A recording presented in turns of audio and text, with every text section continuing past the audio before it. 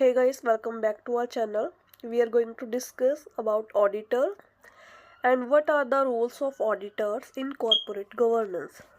So let's get start.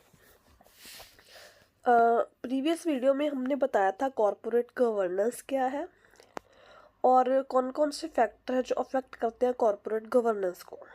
So corporate governance का meaning आपको उधर से क्लियर हो जाएगा. नेक्स्ट बात कर लेते हैं ऑडिटर्स क्या होता है. ऑडिटर एक काइंड ऑफ इंडिपेंडेंट प्रोफेशनल एक फर्म होती है, एक बॉडी होती है जो क्या करती है कि जो कंपनी है उसके अकाउंट्स को ऑडिट करती है, वेरीफाई करती है, एग्जामिन करती है कि जो कंपनी है जो अपने अकाउंट्स प्रिपेयर करती है वो फेयर तरीके से कर रही है, अच्छे तरीके से कर रही है, उसमें कोई फ्रॉड तो नहीं कर रही, कोई इलीगल काम तो नहीं कर रही. तो ये सब जो चेक किया जाता है वो ऑडिटर की तरफ से किया जाता है. So we can say that auditors are independent professional firm that responsible for examining and verifying the accuracy of organisation financial records और स्टेटमेंट.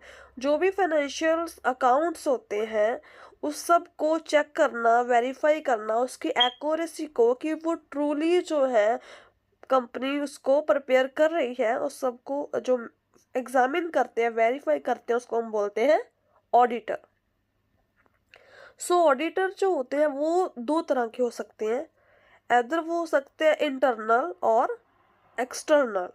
इंटरनल ऑडिटर वो होते हैं कि ऑर्गेनाइजेशन के बीच में से ही कोई एक पर्सन को वो बोल देते हैं, ऑडिटर बना देते हैं कि जो कंपनी के अकाउंट्स है वो वेरीफाई करेगा कि कंपनी के अकाउंट अच्छे जा रहे हैं.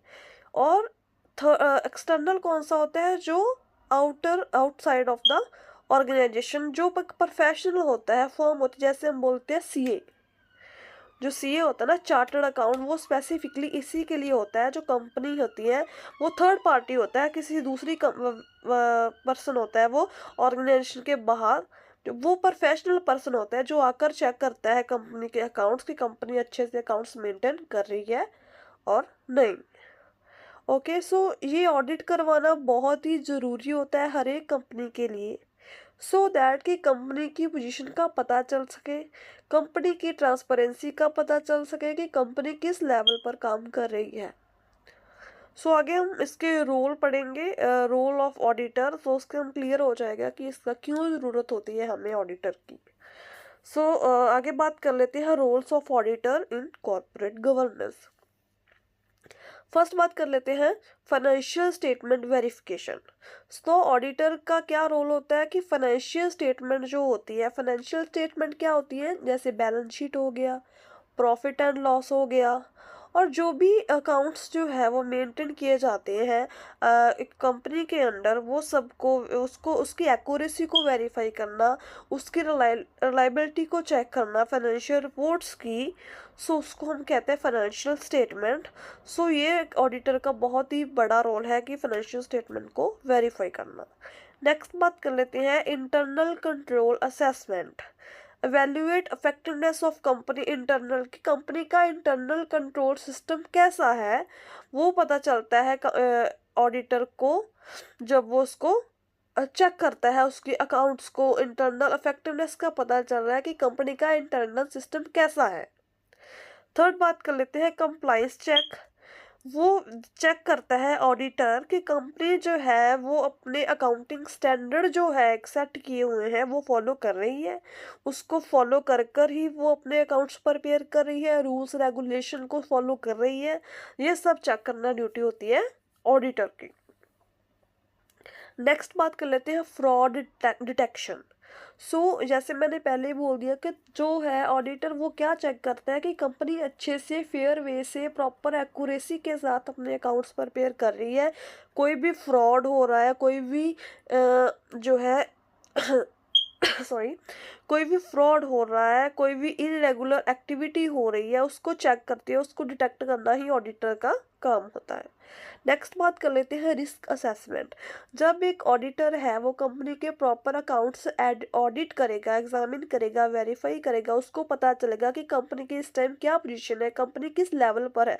सो ऑब्वियस ही बात है वो कंपनी का रिस्क जो है वो असेस करता है, उसके साथ उसको पता चलता है कि कंपनी को कितना रिस्क है और कितना नहीं है, कंपनी का वैल्यूएट कर लेता है एक हिसाब से रिस्क को। ठीक है, नेक्स्ट बात कर लेते हैं reporting to stake holder.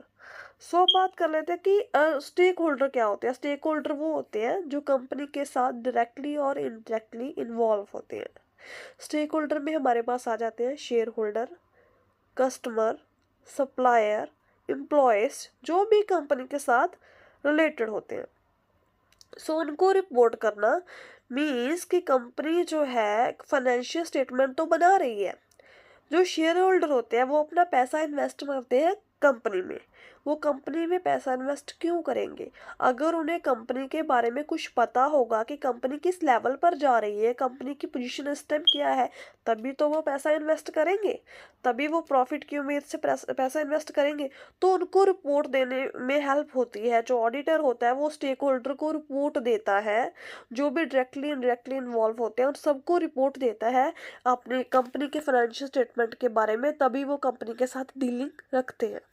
Next है इम्प्रूव ट्रांसपेरेंसी। जैसे मैंने अभी बताया कि जो है पब्लिक है वो उनको ऑब्वियस सी बात है, जो डायरेक्टली इन्वॉल्व होते हैं स्टेक होल्डर, उनको इन्फॉर्मेशन चाहिए, कंपनी की इन्फॉर्मेशन उनके चाहिए ही चाहिए, जो मर्जी हो जाए, तभी वो कंपनी के साथ जो है मिलकर काम करते हैं। So transparency must be involve in with the stakeholder. So वो उसको इम्प्रूव करने के लिए ट्रांसपेरेंसी को ऑडिटर जो है बहुत ही असेंशियल होता है। नेक्स्ट है एडवाइजिंग मैनेजमेंट।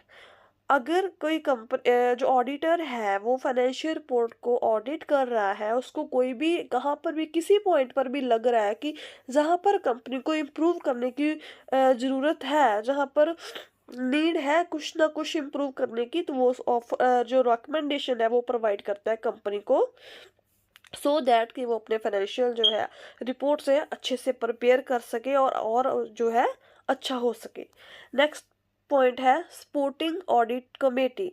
जैसे मैंने पहले बात की थी कि कंपनी में एक जो एक्सटर्नल होता है, इंटरनल होता है, इंटरनल ऑडिट कमेटी होती है, उनको भी सपोर्ट करते हैं कि कैसे कैसे वो अपने बिजनेस को और अच्छे से इंटरनली जो है ऑडिट करते रहें, सो दैट कि वो फ्रॉड की जो है वो चांसेस बहुत कम रहे। नेक्स्ट बात कर लेते हैं विसल ब्लोइंग। सो विसल ब्लोइंग एक काइंड ऑफ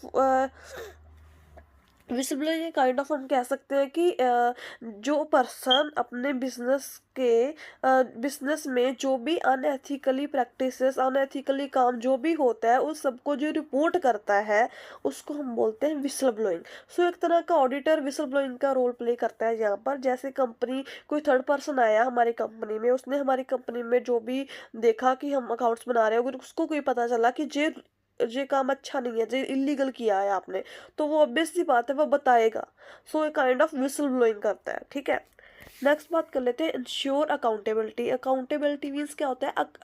आंसरेबल, कि जो है hold management accountable for financial representation.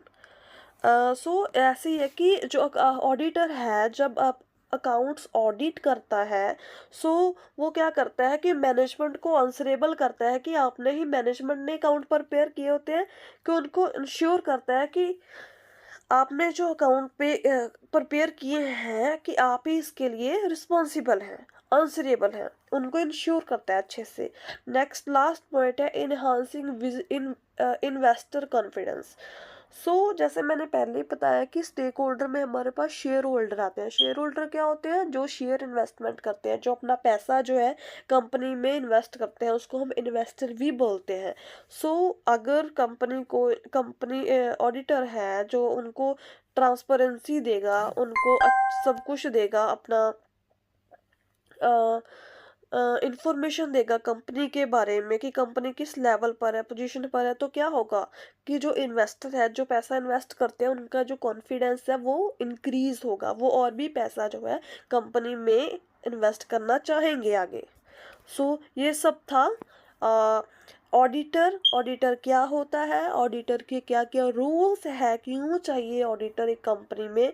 सो ये सब था, हमने डिस्कस किया। Thank you so much for this watching. So if you want to understand any other topic, please comment on the comment section, so I will make video on that topic. Thank you so much.